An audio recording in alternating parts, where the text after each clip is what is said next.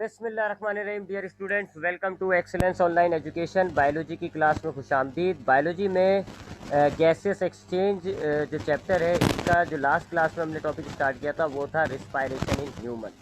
हमने देखा किस तरीके से ह्यूमन रिस्पायरेटरी सिस्टम काम करता है। आज की क्लास में हमारा टॉपिक होगा वेंटिलेशन। इसको हम ब्रीथिंग भी कहते हैं। सबसे पहले बात करते हैं वेंटिलेशन या ये ब्रीथिंग क्या होता है। Process of taking in process of taken in and given out air। ये जो हमने कल रिस्पायरेटरी सिस्टम पढ़ा, हमने कल ये देखा था कि हमारी एयर नाक के जरिए एंटर होके ट्रैकिया ब्रोंकस से होती हुई लंग्स में जाती है और लंग्स में जाके गैस एक्सचेंज होता है और फिर इसी रास्ते के जरिए जो एयर है वो हमारे बाहर आ जाती है। ये तो हमारा रिस्पायरेटरी सिस्टम का वर्किंग हो गया। अब सवाल ये पैदा होता है कि ये जो एयर अंदर आई है या ये जो एयर अंदर थी ये बाहर गई है, ये कैसे होता है। How air is taken inside the body और एयर इज गिवन आउट। इस प्रोसेस को, ये जो आप हवा को अंदर लेकर आते हैं, लंग्स तक लेकर जाते हैं या फिर लंग्स के अंदर जो मौजूद एयर है उसको बाहर निकालते हैं, इस प्रोसेस को हम कह रहे होते हैं वेंटिलेशन या ब्रीथिंग। तो वेंटिलेशन या ब्रीथिंग के मायने क्या हो जाते हैं कि वेंटिलेशन या ब्रीथिंग का मतलब है कि वो प्रोसेस जिसके जरिए हम हवा को अपने लंग्स तक लाते हैं, एनवायरनमेंट से हवा को लंग्स तक लेकर आते हैं और फिर लंग्स के अंदर जो हवा है उसको वापस बाहर एनवायरनमेंट में निकाल देते हैं। The process of taking in air inside the lung और giving out air from the lungs is called ventilation. Ventilation दो टाइप की कह लें या दो स्टेजेस में होती है। एक कहलाती है इंस्पायरेशन।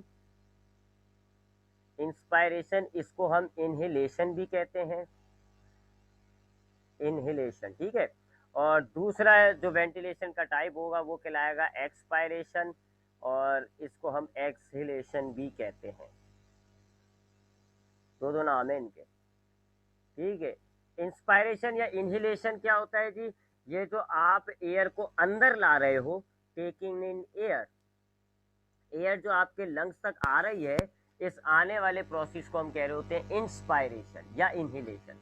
जबकि एक्सीलेशन क्या होगा जी, ये जो आप लंग्स में से हवा को बाहर निकाल रहे हो इसको आप कहते हो एक्सपायरेशन या एक्सीलेशन, ठीक है। तो वेंटिलेशन या ब्रीथिंग क्या होता है, ये जो आप हवा को अपने लंग्स तक लेकर आते हैं या फिर लंग्स से हवा जो बाहर निकाल रहे हैं, इस प्रोसेस को आप कह रहे हो तो वेंटिलेशन। दो स्टेजेस हैं या दो टाइप्स हैं। One is called inspiration and the other is called expiration. Inspiration में क्या होगा, हवा आपके एनवायरनमेंट से लंग्स तक आएगी और एक्सपायरेशन में क्या होगा, आपके लंग्स से हवा जो है वो बाहर जाएगी। अब ये इंस्पायरेशन या एक्सपायरेशन होता कैसे है वो हम देखते हैं। मैकेनिज्म कहते हैं इसको हम, मैकेनिज्म ऑफ वेंटिलेशन देखेंगे अब हम। मैकेनिज्म ऑफ वेंटिलेशन यानी कि वेंटिलेशन कैसे होता है, कौन क्या चीज़ें जी, क्या ऐसी चेंजेस आती है हमारी बॉडी के अंदर जिसकी वजह से वेंटिलेशन होता है। दोनों टाइप का देखेंगे। क्या ऐसी चेंजेस आती है जिसकी वजह से हम इंस्पायरेशन करते हैं, हवा को अंदर ले आते हैं, और वो कौन सी चेंजेस होंगी जिसकी वजह से हमारी जो हवा होगी वो फिर बाहर निकल आएगी। तो मैकेनिज्म ऑफ वेंटिलेशन देखते हैं। सबसे पहले इसमें हम देखेंगे इंस्पायरेशन कैसे होता है, ठीक है, वही इंस्पायरेशन या एनहिलेशन, ठीक है जी। ये देखते हैं कि ये कैसे होता है इंस्पायरेशन। तो आई होप यहाँ तक तो बात समझ में आ गई होगी। हवा को अंदर लाना इंस्पायरेशन कहलाता है। हम अब देख रहे हैं कि इंस्पायरेशन कैसे हो रहा है, कैसे हम हवा को अपने लंग्स तक लेकर आते हैं, किस तरीके से ये हवा जो है एनवायरनमेंट से हमारे लंग्स तक आती है। मैंने आपको कल बताया था कि इस चीज़ के लिए आपको दो चार बातें जहन में रखनी। पहली बात, फिजिक्स और केमिस्ट्री में आपने एक लॉ पढ़ा हुआ है जिसको हम कहते हैं बोयल्स लॉ। बोयल्स लॉ पढ़ा हुआ है और इस लॉ के मुताबिक volume is inversely proportional to pressure. Physics में तो ये अभी आपका नहीं आया, सेकेंड ईयर में आएगा, लेकिन केमिस्ट्री में ये आपका फर्स्ट ईयर के अंदर है, चैप्टर नंबर 2 में। बोयल्स लॉ, चार्ल्स लॉ, फिर आप उससे जनरल गैस इक्वेशन बनाते हैं। तो बोयल्स लॉ क्या है जी, रॉबर्ट बोयल ने एक लॉ पेश किया हुआ है, वो गैस का लॉ है और वो ये कहता है कि जो गैस की वॉल्यूम होती है वो प्रेशर से इन्वर्सली प्रोपोर्शनल होता है। वॉल्यूम प्रेशर से इन्वर्सली प्रोपोर्शनल, यानी अगर आप वॉल्यूम को बढ़ाओगे तो प्रेशर कम हो जाएगा, उल्टा। या अगर वॉल्यूम को कम करोगे तो प्रेशर ज़्यादा हो जाएगा। ये बात जहन में रखिएगा। यहाँ पर अगर हम लंग्स का वॉल्यूम बढ़ाएंगे तो लंग्स के अंदर का प्रेशर कम हो जाएगा, लंग्स का वॉल्यूम कम करेंगे तो लंग्स का प्रेशर जो है वो बढ़ जाएगा। ठीक है, अगर हम इसको डायग्रामेटिकली देखें तो ये हमारे पास सपोज करें जी लंग्स है, ये एक लंग्स का है, लंग्स है नॉर्मल। अगर मैं इसके वॉल्यूम को छोटा कर देता हूँ, यानी कि मैं इसके साइज को, वॉल्यूम का मतलब क्या होता है, जगह कितनी घेर रहा है, ये मैंने देखा इसका वॉल्यूम छोटा कर दिया। वॉल्यूम क्या करा मैंने, डिक्रीज किया है, तो अंदर का जो प्रेशर है वो क्या हो जाएगा, वो इंक्रीज हो जाएगा। वॉल्यूम मैंने कम किया है, प्रेशर क्या हो जाएगा, इंटरनल प्रेशर इंक्रीज हो जाएगा। इसी तरीके से अगर मैं अब इसका वॉल्यूम बढ़ा दूँ, ठीक है जी, अब मैंने क्या करा, वॉल्यूम को इंक्रीज कर दिया, तो अब अंदर जो प्रेशर होगा वो क्या हो जाएगा, ये कोई स्लो ध्यान में रखिएगा। यहाँ ये चीज़ काम है कि अगर हम लंग्स के वॉल्यूम को कम करेंगे तो प्रेशर, इंटरनल प्रेशर जो है लंग्स का वो बढ़ जाता है, और अगर हम वॉल्यूम को बढ़ाएंगे तो प्रेशर जो है वो कम हो जाता है। एक बात ये ध्यान में रखनी होगी आपको। दूसरी बात आपको याद रखनी होगी कि डिफ्यूजन आपको याद होता है, डिफ्यूजन, ऑस्मोसिस, एक्टिव ट्रांसपोर्ट, वो पैसिव ट्रांसपोर्ट। हमने इन तीनों प्रोसेस के अंदर देखा है कि मूवमेंट ऑफ सब्सटेंसेस होता है from high concentration towards low concentration. ठीक है, अगर पानी की मूवमेंट होती है, पानी अगर एक जगह पर ज़्यादा है दूसरी जगह पर कम है, तो पानी ज़्यादा से कम की तरफ जाता है, तो उसको हम कहते हैं ऑस्मोसिस। अगर हमारे पास गैस के या सॉलिड के पार्टिकल्स मूव होते हैं फ्रॉम हाई टू लो, तो उसको आप कहते हैं मूवमेंट का ट्रेंड क्या है, movement will occur from high concentration towards the low concentration. जहाँ पर चीज़ ज़्यादा होती है वहाँ से आपकी चीज़ें मुंतकिल होंगी किस तरफ, जहाँ पर लो होगी। यहाँ पर जो मूवमेंट होगी वो होगी प्रेशर से रिलेटेड, प्रेशर से रिलेटेड। जहाँ प्रेशर, एक जगह प्रेशर हाई होगा, एक जगह प्रेशर जो है वो लो होगा। ठीक है, हाई और लो कंसंट्रेशन हो रही है जी प्रेशर की, तो मूवमेंट क्या होगी, जहाँ प्रेशर हाई होगा वहाँ से मूवमेंट हो जाएगी गैस की टुवर्ड्स द लो। जहाँ प्रेशर ज़्यादा होगा वहाँ पर गैस जो है वो मुंतकिल होना शुरू होगी, और किस तरफ जाएगी, जहाँ प्रेशर कम होगा। सपोज करें जी कि हमारे पास ये एक कंटेनर है, ठीक है, और एक ये कंटेनर, दोनों कंटेनर को हमने मिला दिया, सपोज कर लें। ठीक है, ये हमने दोनों कंटेनर्स को सपोज कर लें मिला दिया। अब यहाँ पर हमारे पास गैस है जी, इस कंटेनर के अंदर एक गैस भर रखी है। ठीक है, गैस की कंसर्ट यहाँ पर जो है इस साइड पर हम कह लेंगे साइड ए पर हमारे पास गैस का जो प्रेशर है वो हाई है, और बी साइड पर गैस का प्रेशर जो है वो लो है। जब तक नॉर्मल होता, दोनों तरफ बराबर बराबर होता, गैस मूव नहीं करती, डिफ्यूज नहीं करती। लेकिन यहाँ पर मैंने क्या किया हुआ है, ए पॉइंट पर मैंने जो गैस का प्रेशर है वो हाई किया हुआ है, और बी पॉइंट पर मैंने गैस का जो प्रेशर है वो लो किया हुआ है। तो according to this concentration gradient, इसको हम कंसंट्रेशन ग्रेडियंट कहते हैं।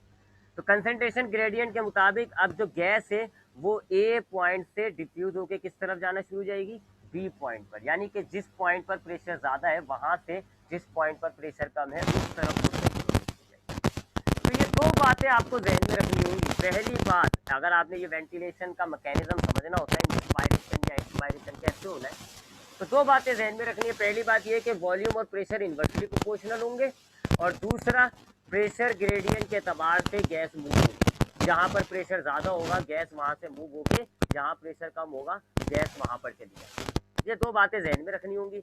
और तीसरी बात जो हमें जहन में रखनी होगी, या यूँ कह लें कि वेंटिलेशन किन चीज़ों से हो रहा होता है, चाहे वो इंस्पायरेशन हो या एक्सपायरेशन हो, तो वो दो चीज़ों से होता है असल। Number one, intercostal muscles, intercostal muscles, ये मैंने आपको कल बताई थी। और नंबर टू, डायफ्राग्राम। दो चीज़ें हैं आपकी यहाँ पर जो आपके मैकेनिज्म के अंदर, यानी कि ये जो आपके इंस्पायरेशन वगैरह है, इंस्पायरेशन इनहिलेशन, इसके मैकेनिज्म के अंदर दो अहम चीज़ होंगी। एक इंटरकोस्टल मसल, दो टाइप की होती हैं, एक कहलाती है एक्सटर्नल जो बाहर की तरफ होंगी, और एक कहलाती है इंटरनल जो अंदर की तरफ होती है। और दूसरी चीज़ जो होगी वो एक डूम शेप का मस्कुलर पार्टीशन होता है जिसको हम कहते हैं डायफ्राग्राम। ठीक है, ये दो चीज़ें हमारी जो है इंस्पायरेशन और एक्सीलेशन, ये दोनों चीज़ें वेंटिलेशन कराएंगे। ठीक है जी, तो आई होप यहाँ तक बात क्लियर हो गई होगी। वेंटिलेशन क्या होता है जी, हवा का बॉडी के अंदर आना या हवा का बॉडी से बाहर निकलना, ये कहलाता है वेंटिलेशन ब्रीथिंग। दो स्टेजेस होंगी, इंस्पायरेशन में क्या होता है, हवा अंदर आएगी बॉडी के। एक्सपायरेशन में क्या होता है, हवा बाहर जाएगी। ठीक है, सांस अंदर लेना इंस्पायरेशन कहलाता है, सांस बाहर लेना एक्सपायरेशन कहलाता है। इसके मैकेनिज्म को समझने के लिए बोयल्स लॉ हमें जहन में रखना है कि वॉल्यूम प्रेशर से इन्वर्सली प्रोपोर्शनल होता है। प्रेशर ग्रेडियंट याद रखना है कि अगर प्रेशर हाई है, एक तरफ प्रेशर लो है, तो गैस जो है वो हाई से लो की तरफ डिफ्यूज होती है। और तीसरी बात, ये दो चीज़ें हमें ध्यान में रखनी होंगी, इंटरकोस्टल मसल्स और डायफ्राम। मेरे पास डायग्राम है, इनको दिखा देता हूँ मैं आपको। ये हमारे पास रिब केज है जी, हमने कल बात की थी इस रिब केज की। ये 12 रिब्स हैं। ये जो बीच में हड्डी नज़र आ रही है ये स्टर्नम कहलाती है, और ये बैक साइड पे ये जो है आपके पास ये वर्टिब्रल कॉलम है। तो ये वर्टिब्रल कॉलम हो गया, ये आपके पास क्या है, ये स्टर्नम है, and this bones are called ribs. ठीक है, इन तीनों ने मिलकर देखिए एक जाल बनाया हुआ है, इस जाल के अंदर आपका लंग्स मौजूद होता है। अच्छा, अब हमने यहाँ से पोर्शन छोटा सा काटा, और अब आपको ये पोर्शन दिखा रहा हूँ। तो ये नंबर 1 रिब हो गई, ये नंबर 2 रिब हो गई। इन दोनों के बीच में आपको मसल्स नजर आ रहे हैं। दी एक्सटर्नल मसल, ये वाले मसल जो है ये कहलाते हैं इंटरकोस्टल मसल। जो बाहर वाला है उसको आप कहोगे एक्सटर्नल, और जो अंदर वाला है उसको आप कहोगे इंटरनल। ठीक है, ये दोनों अपोजिट काम करते हैं, याद रखिएगा, ये दोनों अपोजिट काम करते हैं। यानी अगर एक्सटर्नल कॉन्ट्रैक्ट करता है तो ये वाला जो है इंटरनल वो रिलैक्स करेगा। एक सिकुड़ता है दूसरा रिलैक्स हो जाएगा, एक रिलैक्स होता है तो दूसरा सिकुड़ जाता है, इसकी वजह से इसकी मूवमेंट। ठीक है, अगर आपका एक्सटर्नल को है, फॉर एग्जांपल एक्सटर्नल जो है वो कॉन्ट्रैक्ट करता है, तो ये क्या होगा, इंटरनल इंटरनल रिलैक्स करेगा, और ये आपका रिब जो है वो बाहर की तरफ मूव करता है। और अगर एक्सटर्नल रिलैक्स करेगा तो इंटरनल क्या करेगा, कॉन्ट्रैक्ट करेगा, और रिब जो है वो आपका अंदर की तरफ जाता है। तो ये अभी मैं मूवमेंट आपको बताता हूँ, पर आज यहाँ बात करने वाली चीज़ थी वो क्या, आप देख लें मसल्स कहाँ पर मौजूद है।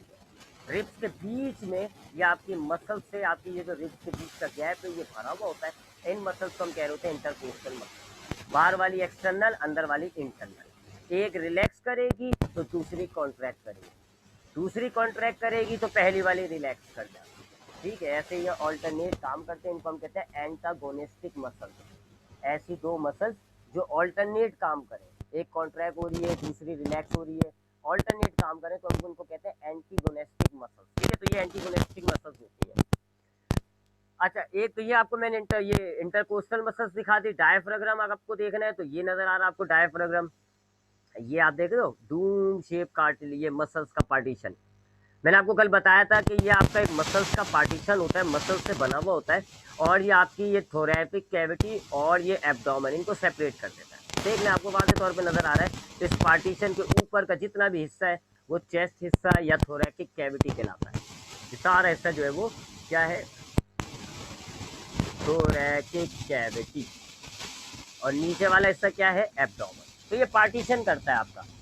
मस्कुलर है, यानी ये भी मूव करे, ये भी मूव करता है। तो ये डायफ्राम आ गया आपके पास, ये आपके पास इंटरकोस्टल मसल है। अब आते हैं इनहिलेशन की तरफ। ये दोनों मैकेनिज्म आपके सामने मौजूद है। पहले हम बात कर रहे हैं कि किसकी, इनहिलेशन की, या इसको इंस्पायरेशन भी कह सकते हैं। इसमें क्या होता है कि जब इंसान की बॉडी को जब अंदर सांस लेना होता है, अंदर सांस लेना होता है, दो काम होने हैं। यहाँ पे मैं लिख देता हूँ, इंस्पायरेशन की बात हो रही है, यानी कि हम हवा को अंदर ला रहे हैं। पहला काम क्या होगा जी, हमारा जो डायफ्राम है वो कॉन्ट्रैक्ट करता है।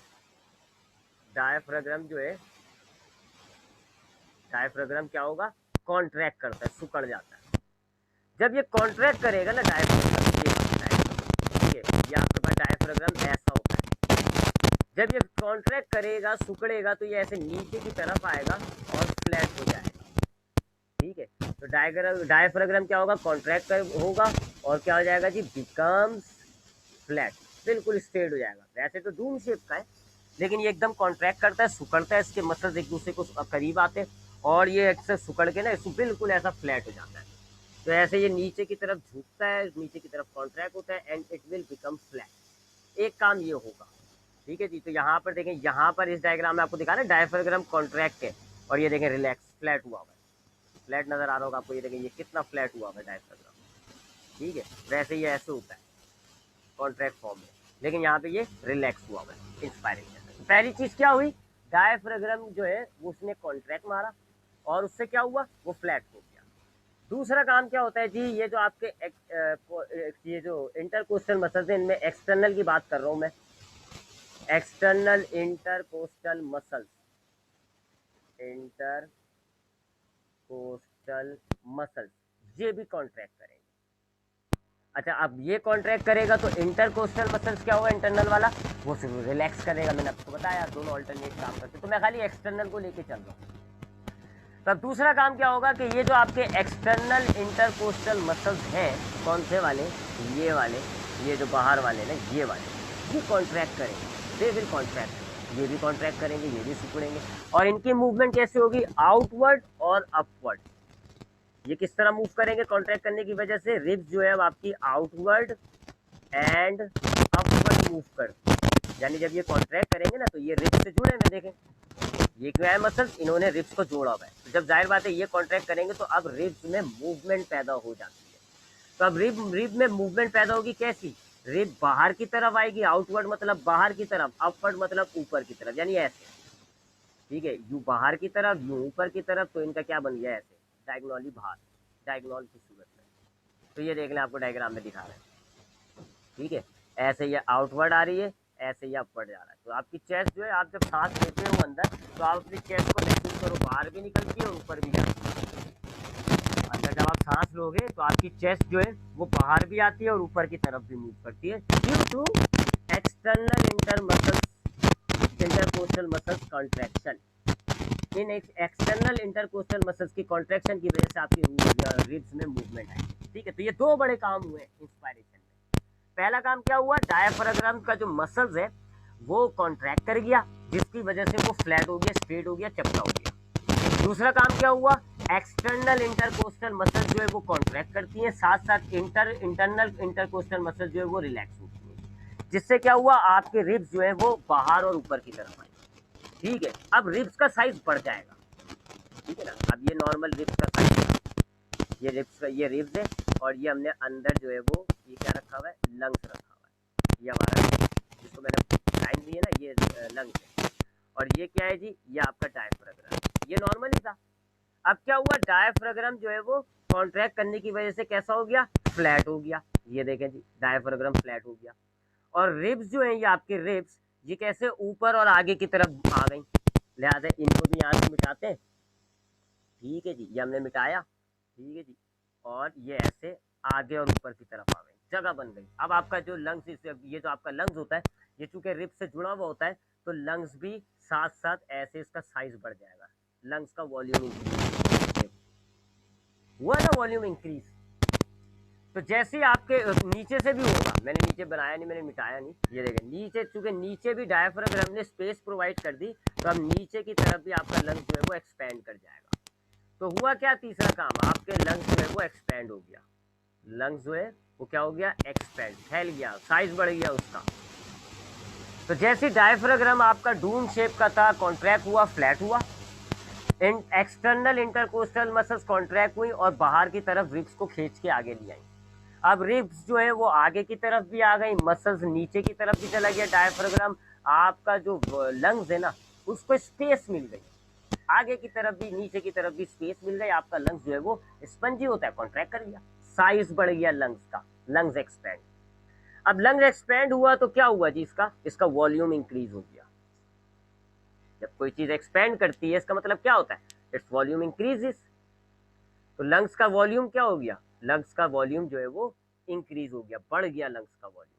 और बोयल्स लॉ के मुताबिक जब वॉल्यूम बढ़ता है तो लंग्स के अंदर का जो प्रेशर है, जिसको हम कहेंगे इंटरनल प्रेशर, वो क्या होगा, वो डिक्रीज हो जाएगा। तो लंग्स का वॉल्यूम बढ़ गया, ये देखें लंग्स का वॉल्यूम क्या हुआ, यहाँ पर वॉल्यूम जो है वो इंक्रीज हो गया। और जब वॉल्यूम इंक्रीज होता है तो फिर प्रेशर क्या होगा,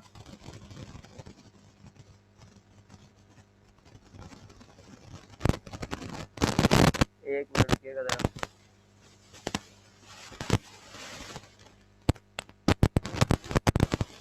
ये मेरा पॉइंटर नहीं चल रहा है, एक मिनट रुकिएगा।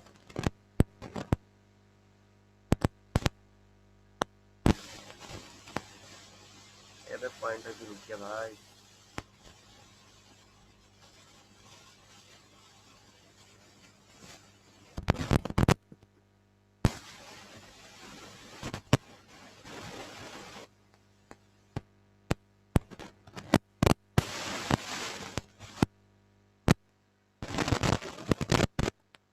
यार पॉइंटर क्यों रुक गया भाई?